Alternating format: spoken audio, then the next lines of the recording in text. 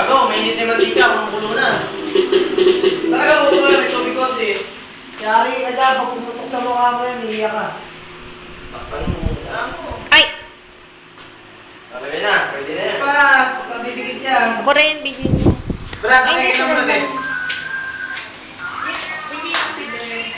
Kain ka doon! Simple na mukhang tite! Ulong! Bigyan mo yan. Bakit nga ba si Chona ay in love na kay Lijay nakapagtataka? Pinaghugas pa siya.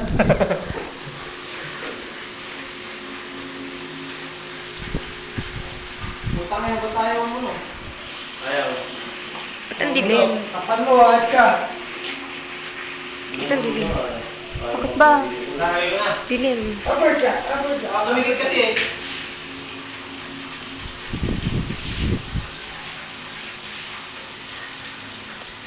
Aray! Yan.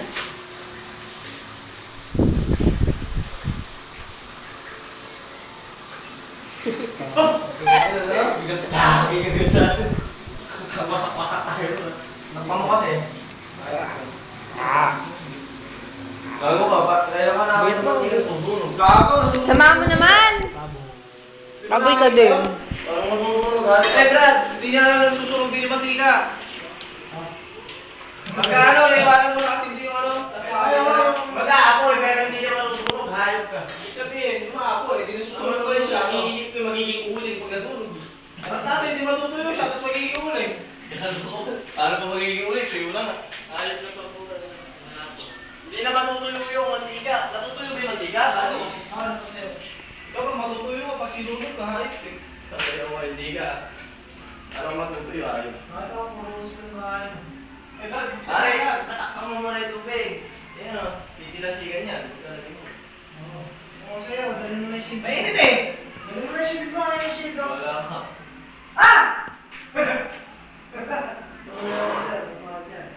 Wala, wala. Lalo titilan ko. Ah, kailangan pala talaga to eh. Hindi ako tulog. Lagi ka ganun. Eh, ano ito? Siguro ito na.